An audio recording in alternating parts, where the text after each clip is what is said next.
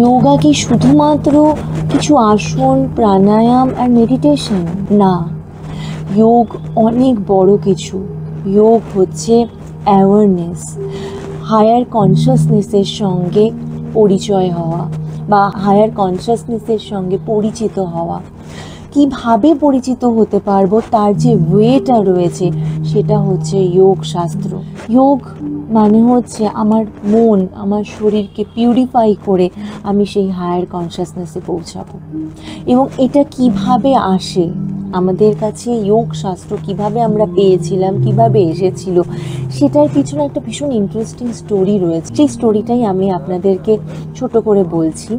আমরা সবাই জানি যে যোগ শাস্ত্র নিয়ে আসেন পতঞ্জলি, আর এই যোগ শাস্ত্র হচ্ছে আমাদের হিন্দু সনাতন ধর্মের একটা শাস্ত্র। এইবার এই পতঞ্জলিজি কে ছিলেন সেটা খুব ইম্পর্ট্যান্ট একটা বিষয়। যে পতঞ্জলিজির জন্ম নিয়ে বা তিনি কে ছিলেন অনেক তর্ক বিতর্ক, অনেক আলোচনা রয়েছে। তো পতঞ্জলিজি প্রথম আমাদের কাছে যোগ সূত্রা নিয়ে আসেন, যার মাধ্যমে আমরা এই যোগ শাস্ত্রকে খুব সুন্দর লিপিবদ্ধ অবস্থায় পেয়ে থাকি। এবং এখন দেখা যায় যে শুধু ইন্ডিয়াতে নয়, পুরো বিশ্বে যোগা ছড়িয়ে পড়েছে। মানুষ নিজেদেরকে ভালো রাখার জন্য যোগকে কিন্তু তার নিজের দৈনন্দিন জীবনের সঙ্গে যুক্ত করে নিয়েছে। তো এই যোগার হিস্ট্রিটা আমাদের জানাটা কিন্তু ভীষণ দরকার। আসুন আমরা জেনে নিই সেই স্টোরিটা। যোগা এখন আমাদের প্রতিদিনকার সঙ্গী হয়ে গেছে। আমাদের শুধু ইন্ডিয়াতে নয়, দেশের বাইরেও বহুদিন ধরেই মানুষ যোগাকে ভীষণভাবে নিজের প্রতিদিনের সঙ্গী করে নিয়েছে। এইবার আমি যদি বলি যোগা কিভাবে এসেছে বা কে যোগাকে প্রথম নিয়ে এসেছে, তাহলে আমাকে বলতে হয় যোগা হিন্দু ধর্মের একটা শাস্ত্র হচ্ছে যোগ শাস্ত্র। এবার যোগা কিভাবে এসেছে এটা ভীষণ ইন্টারেস্টিং একটা স্টোরি রয়েছে। এই স্টোরিটা আমি একটু শেয়ার করছি। একটা সময় মুনি ঋষিরা লর্ড বিষ্ণুর কাছে প্রার্থনা জানান যে আমাদের এমন কোনো উপায় বা এমন কিছু বলুন যাতে আমরা সুস্থ থাকতে পারি, বা মানুষজন অসুস্থ হচ্ছে, তার প্রপার মেডিসিন নেই। অনেকেই এরকম আছে যারা হচ্ছে শুধুমাত্র শারীরিক অসুবিধার জন্য অসুস্থ হচ্ছে, সেটা নয়, দেখা যাচ্ছে মেন্টাল হেলথের জন্যও শরীর খারাপ হচ্ছে। তো এটা যখন ঋষি মুনিরা একসঙ্গে প্রেয়ার করে এবং হচ্ছে তারা জানায় লর্ড বিষ্ণুকে, তখন লর্ড বিষ্ণু আমাদের ঋষি মুনিদেরকে জানান বা আশ্বস্ত করেন যে তিনি এর একটা ওয়ে বা উপায় আমাদেরকে পাঠাবেন। এবং সেই সময় আমাদের নটরাজ নৃত্য করতে থাকেন এবং সেই নৃত্যতে মুগ্ধ হয়ে ধ্যানের অবস্থাতেই বিষ্ণু তার শরীরকে বাড়াতে থাকে, মানে নটরাজের নৃত্যের মহিমা দেখে। এবং লর্ড বিষ্ণুর বাহন হচ্ছে আমরা জানি শেষনাগ, যার 1000টা মাথা রয়েছে। তো শেষনাগ কি হয়, শেষনাগ বিষ্ণুর ওয়েট মানে নিতে পারছিল না, মানে কষ্ট হচ্ছিল।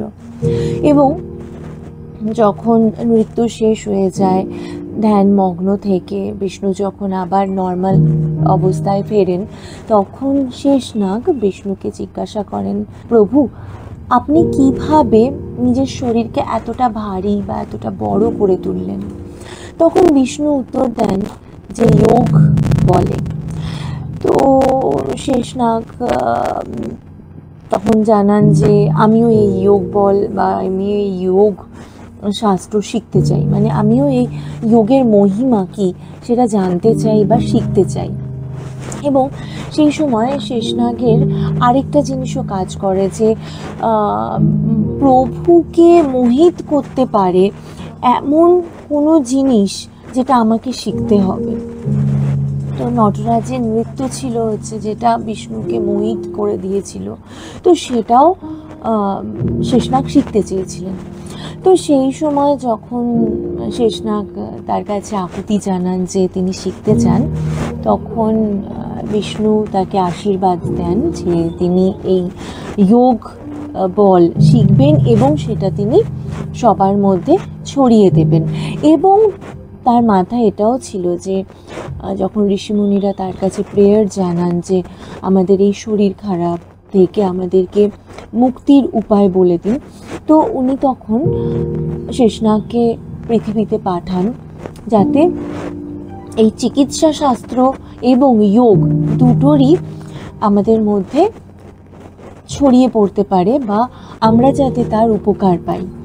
এবং সেই সময় গণিকা বলে একজন মহিলা, তিনি বিষ্ণুর ভক্ত, তিনি সন্তানের জন্য প্রেয়ার জানাচ্ছিলেন এবং নদীতে জাস্ট অঞ্জলি দিয়ে জল যখন তর্পণ করছিলেন, তখন তার হাতে হঠাৎ করে একটা ছোট্ট সাপ হাতে এসে পড়ে।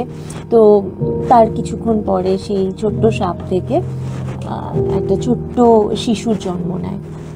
যেহেতু এটা পড়েছিল হাতে এসে এবং অঞ্জলির সময়, এর থেকে নাম হয় পতঞ্জলি।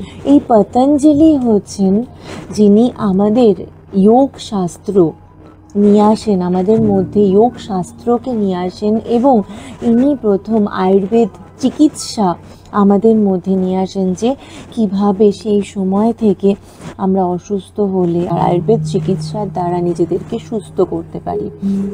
তো এইভাবেই যোগা আসে এবং পতঞ্জলির জন্ম হয়।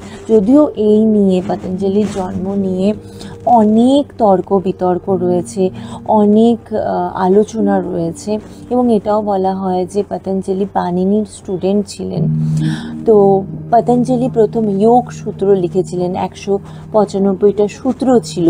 যোগা মানে শুধুমাত্র কিছু এক্সারসাইজ বা কিছু প্রাণায়াম বা মেডিটেশন নয়, যোগা অনেক বড় কিছু।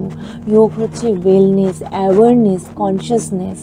আমরা নিজেদেরকে, নিজেদের শরীর মনকে পিউরিফাই করে কিভাবে হায়ার কনসিয়াসনেসে পৌঁছতে পারি, সেটাই হচ্ছে যোগ শাস্ত্র, যেটা আমাদের কাছে নিয়ে এসেছিলেন পতঞ্জলি।